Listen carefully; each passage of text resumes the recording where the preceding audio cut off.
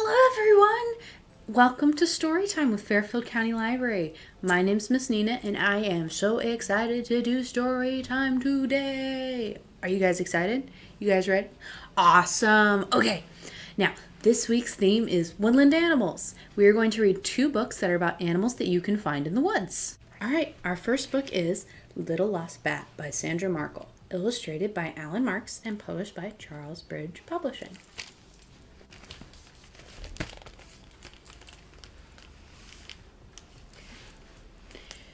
It's a warm June day in central Texas, and high on the domed roof of Bracken Cave, so far from the cave mouth that it's almost too dark for shadows, one little female Mexican free-tailed bat clings tightly to the ceiling with her toes and wing claws poked into cracks. Then she curls her body into a hammock shape. It's time for her baby to be born.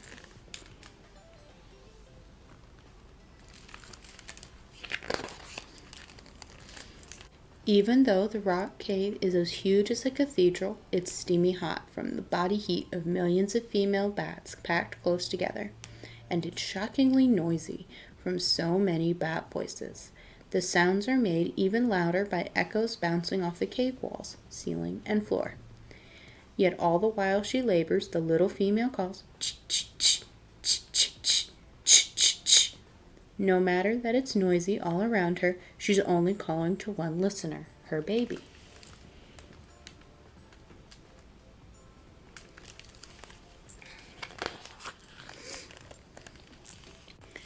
And the instant he's born, naked pink and tiny as a peanut in its shell, she folds up her tail membrane to keep him from falling down, down, down to the waiting, hungry beetles on the cave floor. Then the little bat, nudged by his mother, crawls up onto her chest, clinging to her fur with tiny hooked claws. There he finds a nibble, and tucked beneath her wing, he nurses.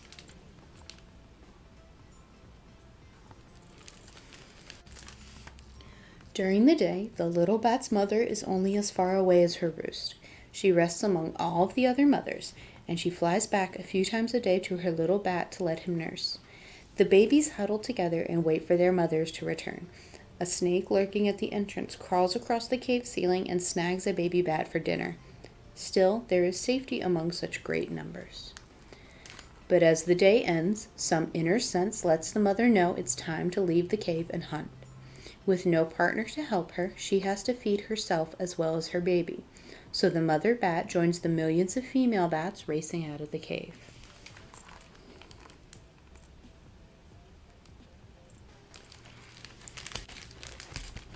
The cloud of bats explodes into the twilight like dark fireworks.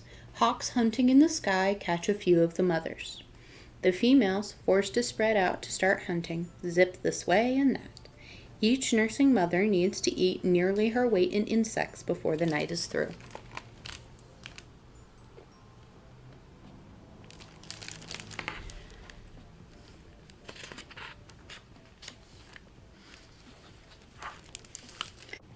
Flapping hard, the little bat's mother shoots bursts of high-pitched sounds from her mouth, and she listens with big ears turning to catch the echoes. Analyzing these in a flash, she homes in on a moth. Slap! She sweeps her prey toward her body with a wing stroke. Next, she scoops it up, using her tail membrane like a catcher's mitt, and ducks her head to gulp down the bug. Hunting this way, she eats her fill of moths, beetles, and a few mosquitoes.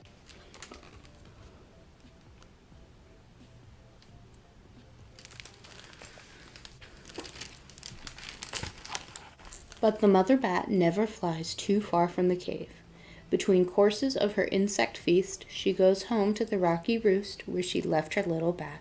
The minute she lands, dozens of hungry, naked, pink baby bats push, shove, and crawl over each other trying to reach her. Each cries loudly, pleading to be fed.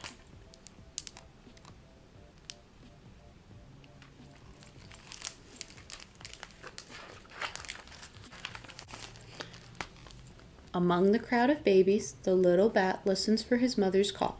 Ch, ch, ch, ch, ch, ch, ch, ch, ch. And hearing it, he calls too. Shh, shh, shh, shh, shh, shh, shh, shh, shh. At the sound of his soft call, his mother crawls from crack to crack across the ceiling through the pack of crying baby bats. His scent and her own scent rubbed on him helps her find her little bat. She covers him with her furry warmth, and snug between the smooth rock and his mother, the little bat tips his head back, finds a nibble, and nurses.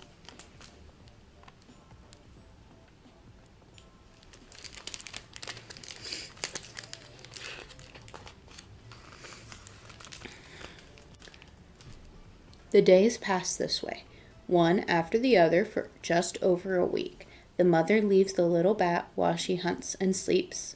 In between, she cuddles him and lets him nurse. So the little bat grows bigger, safe in the big cave under his mother's care, and he starts to grow his first fur coat.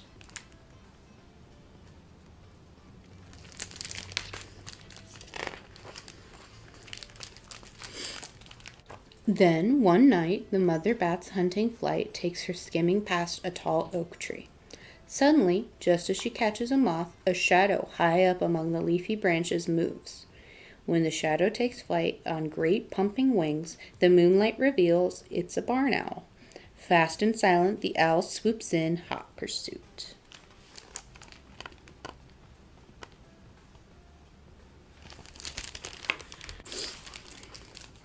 Always alert to danger, the mother bat quickly senses the owl. She flaps hard and turns sharply, but the owl's big black eyes on its ghost-white face track her every move, and the owl chases after her. Then, plunging through the night, the owl thrusts out its long legs and spreads toes tipped with slender claws to snatch the mother bat out of the air.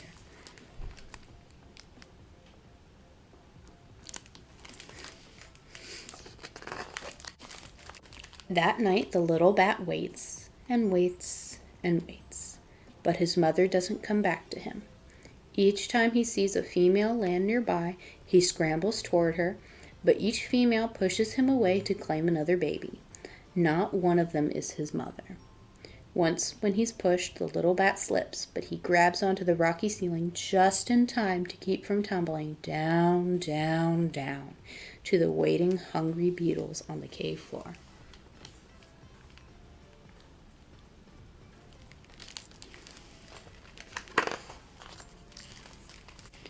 The little bat cries for his mother and crawls across the cave ceiling, searching for her, until, exhausted, he sleeps. When he wakes up, hungrier than ever, he searches for her again. For 3 days and nights he searches and cries for her to find him. Finally, when he is quite close to the cave mouth, the little bat stops. Clinging tightly to a crack, he stares at the bright night sky while he shivers from hunger. All at once, he hears the flapping of leathery wings coming closer. Frantically, the little bat cries, "Shh, shh, shh, shh, shh, shh, shh, shh, shh." Then a female bat lands next to him. He cries again, but the female doesn't answer, and the face he sees studying him in the moonlight is not his mother's.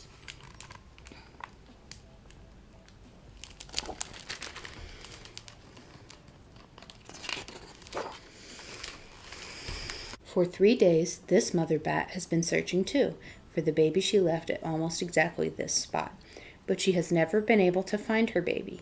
Now the female bat calls, "Choo, choo, choo, choo, choo, choo, choo, choo, choo." It's not his mother's call, but the little bat answers her anyway. Instead of pushing him away, she covers him with her furry warmth, holds him snug, and lets him nurse. And all the while, she keeps on calling softly just to him, "Choo, choo, choo, choo, choo, choo, choo, choo, choo."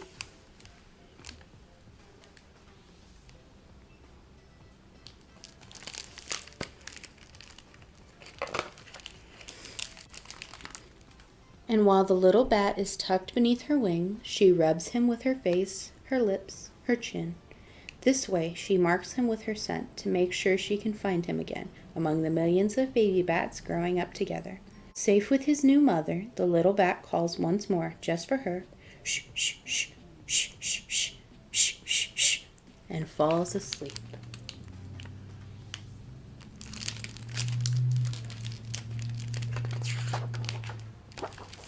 All right.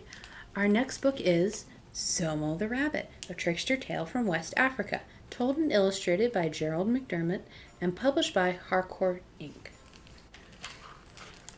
Zomo! Zomo the Rabbit.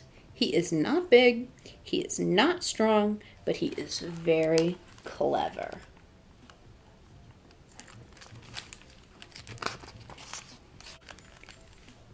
Time was, Zomo wanted more than cleverness. He wanted wisdom. He went to Sky God and asked for it. Zomo, it is not so simple, said Sky God. To get wisdom, you must earn it.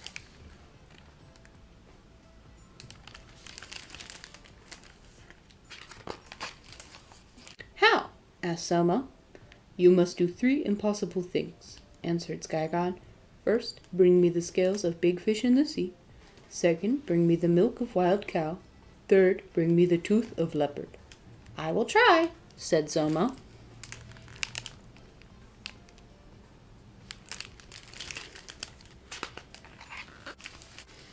Zomo went to the edge of the sea. He began to play his drum. He played so loud his drum beats went down to the bottom of the sea. Deep below, Big Fish heard the music of the drum.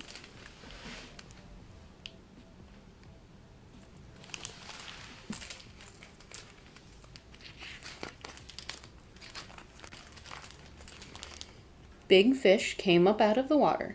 He danced on the sand. Faster and faster, Zomo beat his drum. Faster and faster, Big Fish danced. Big Fish danced so fast, his scales fell off. Big Fish was naked.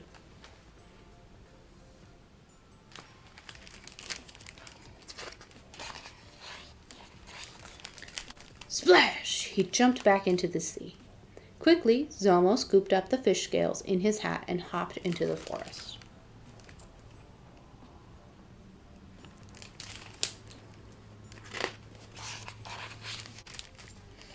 In the forest, Zomo climbed a palm tree. He looked all around, then he saw a wild cow. Ha! Laughed Zomo. You are not so big. You are not strong. Who is laughing at me? Asked Wild Cow.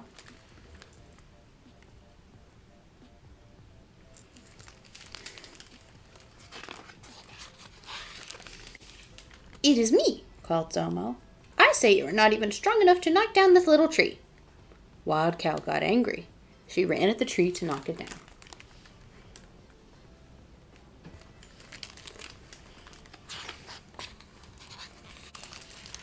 Thump! She hit that tree, but the palm tree was soft. Her horns got stuck. Quickly, Zomo slid down the tree. He turned his drum upside down and filled it with milk. By the time Wild Cow got unstuck, Zomo was far away.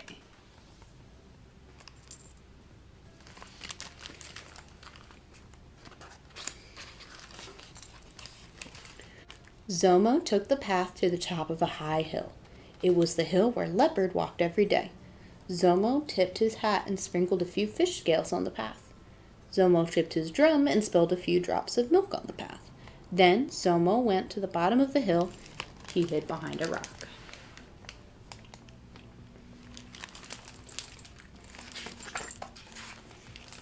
Soon, Leopard came walking over the hill. He slipped on the slippery scales and the milk. He rolled down the hill.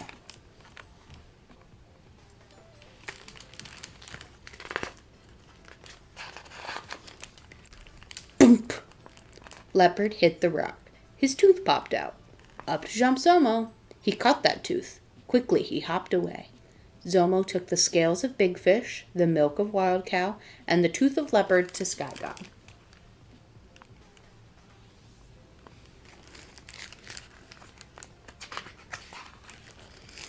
Sky God smiled upon Zomo. You are clever enough to do the impossible, he said. Now I will give you wisdom. Sky God spoke. Zomo listened. 3 things in this world are worth having. Courage, good sense, and caution, said Sky God. Little rabbit, you have lots of courage, a bit of sense, but no caution. So next time you see Big Fish or Wild Cow or Leopard,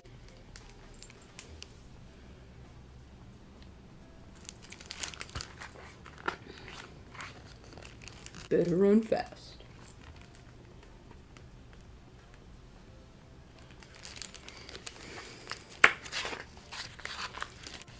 Zomo is not big, Zomo is not strong, but now Zomo has wisdom, and he is very, very fast. Thank you guys for coming to Storytime this week. Now, just because we're done reading books does not mean we have to be done with Storytime. We have Storytime kits that are available at the library, which are full of fun activities that have to do with this week's reading. This week, we have a recipe, which is for something called S'more Bunny Burrows. We have a coloring sheet, and we have a craft, which this week will be bat necklaces. If you want one of these kits, what you need to do is you need to come down to Fairfield County Library and tell the person at the front desk that you would like a Storytime kit. Now, you want to be specific and say that you would like a kit for Group B, because we have multiple story times happening every week and each one has a different kit. So if you don't say which one you would like, you might not get the kit that has the things that I talked about. You might get a kit that has to do with some completely different books. Once again, my name's Miss Nina. I look forward to seeing you next week for Storytime, and I hope I see you in the library this week to pick up your Storytime kit. Bye!